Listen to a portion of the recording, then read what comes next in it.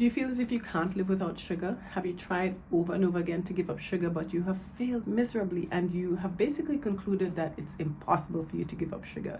Well, it is not impossible, and in today's video I'm going to share with you ways of overcoming sugar addiction, natural ways, and I'm going to share specifically 5 tips, including some that I have used myself to overcome my own sugar addiction. Before we get into it, I am Dr. Amina Goodwin, a physician and health coach, and I help you keep normal blood sugar levels so that you can have great energy throughout the day, so that you can overcome food cravings and therefore avoid weight gain, especially as you grow older, and so that you can have a longer, overall, much healthier life. All right, sugar addiction, sugar cravings. This is super important. The bane of the existence of many people, because we know with excessive sugar intake come serious diseases, not least of which is type 2 diabetes. And it is very recognized now that sugar and sugar addiction is so important that there are many medications available to help curb sugar intake in people. But a lot of you want a natural way to overcome this sugar addiction, and so that's what we're going to talk about in today's video. Let's dive straight into it. 5 tips. The first one is essentially to disconnect the triggers for you reaching for sugar. So a lot of times when we reach for things that we probably don't need, it's unconscious and it's related to other habits. So they're paired with other habits. As an example, I had a patient once. She was addicted to cigarettes, and by the way, sugar addiction is similar to any other addiction. So this patient was addicted to cigarettes, and when she decided that she was going to cut out her cigarette use, she looked at everything and realized that, you know, the first cigarette in the morning was paired with the cup of coffee. So she would wake up and then automatically go make a cup of coffee, drinking the coffee, and automatically light a cigarette, and she would smoke that cigarette. And so she decided, you know what, let me get rid of that morning coffee, and that will enable me to not light that first cigarette. She did that, and within less than no time, she had stopped smoking cigarettes, and she stopped smoking cigarettes because she'd stopped drinking coffee. So she disconnected the triggers: no coffee, no cigarettes. She banished the addiction. Same for sugar. I had a patient, a client, and her big thing was cookies. There were these large, at the time, very delicious cookies from a cookie store that she would walk past every afternoon on her way from work. And so she decided that she was going to change her route. She was going to walk a different route home from work and therefore not pass that cookie shop. And so she stopped buying the cookies just because she wasn't having a trigger from passing the cookie shop every afternoon, and she was able to cut that out and then gradually decrease her sugar consumption, right? Another nurse, somebody else I worked with in the past, her trigger was every time she would take her break and go into the break room at work at the hostel, there was a big bowl of candy there, and she would automatically just pull from the candy bowl mindlessly and end up eating several candies just because she was in the break room taking her break. So her disconnection was to stop taking her break in the break room and to go somewhere else where she was not exposed to the candy. So essentially you have to pay attention to what is your trigger. What is it that you do that every time you do this thing, then you automatically reach for the sweet thing, and then stop doing that thing, so you therefore cut the trigger for consuming sugars. There might be several triggers, so you have to look in your life and decide what all the triggers are, and then disconnect one by one. Okay. Second point is, when you're trying to overcome sugar, is that you are going to need to make that decision. It's going to have to be a definitive decision to give up sugar. So you can't choose. It can't be that, you're going to choose, okay, I'm going to take this sugar on this day and I'm not going to do it on that day, or, I'm going to cut back on this but not that. You have to make a definitive decision that, regardless of what's going on, I'm not going to have sugar. So a lot of times you have a lot of choices, and you can choose sugar here but not there. You can choose less sugar instead of more, and it's just all these choices. And you can say, okay, maybe when I'm with my children, no, and it's just too many choices. But what you need to do is just make that definitive decision to just get rid of sugar, cut it out, right, and focus on you not having sugar. And making that decision is super, super important, because when you make a decision, you just cut out all the other possibilities, right? And that's it. There's nothing to choose from. You've made that one decision and divorced yourself from everything else. Okay, so decide, don't choose. All right. Second tip is, and I had used this, this one things I did was to wean yourself off. I weaned myself off sugar gradually.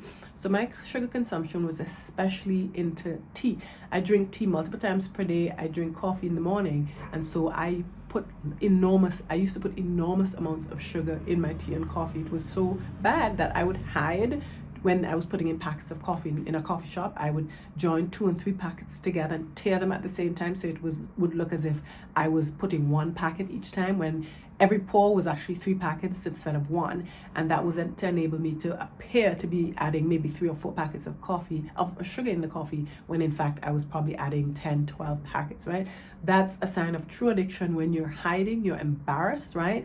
And so what I had to do was gradually cut down, weaned myself off sugar. So I put 1 less packet of sugar, 1 less teaspoon of sugar in my coffee and tea as time went by. When I decreased by 1 teaspoon, then, once my taste buds got accustomed to that lower level of sugar, then I would cut down by another teaspoon, etc. And so I did that gradual wean from sugar. And when you do that, your taste buds actually have an amazing ability to get used to different tastes. So it gradually got used to different levels or decreasing levels of sugar.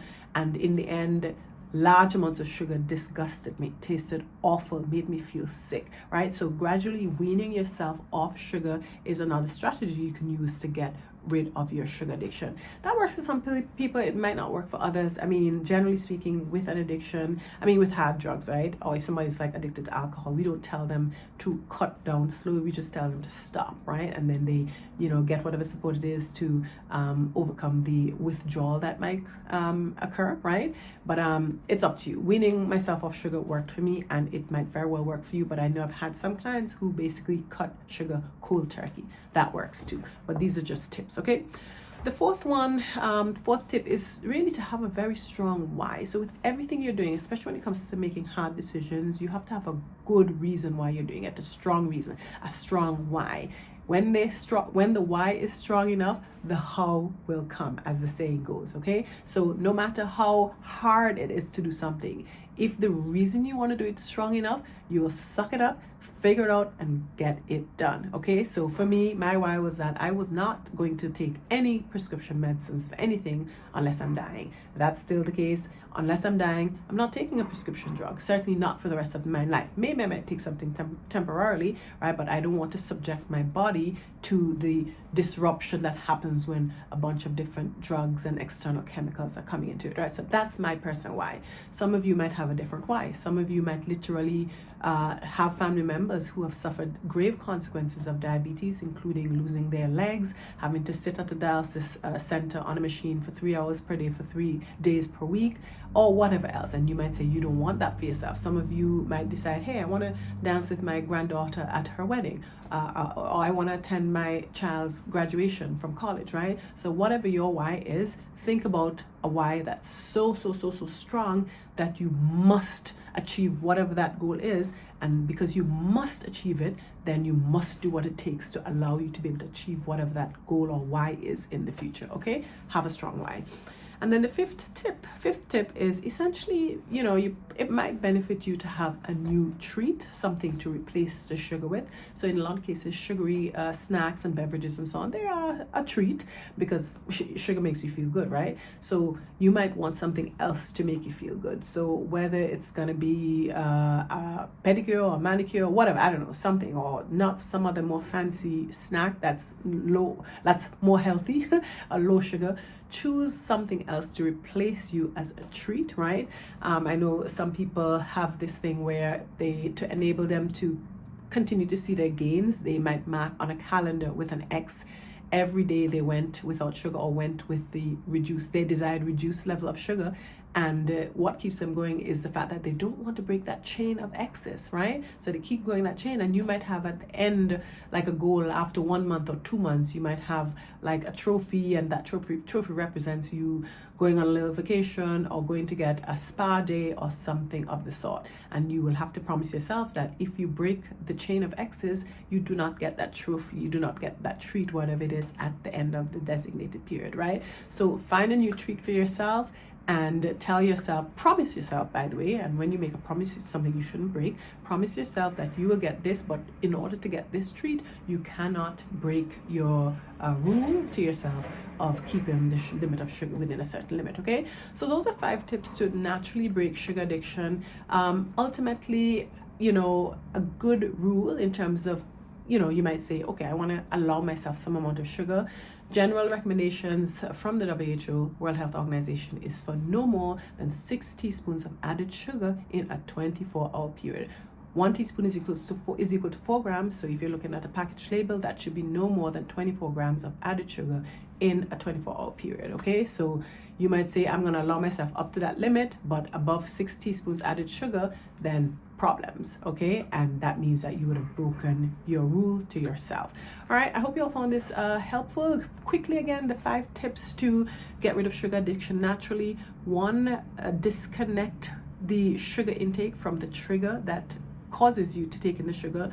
2, decide, don't choose, but decide that you're going to cut down your sugar intake. 3, wean yourself off sugar slowly. And 4, have a strong why as to why you're giving up sugar. And then 5, find something healthier, find something that has nothing to do with eating to replace your sugar treat. I hope you all found this helpful, and if you found this video helpful, definitely share it with somebody else who will benefit from this education or this knowledge of overcoming sugar addiction naturally. Thanks for watching, and I'll see you on the next video. Bye.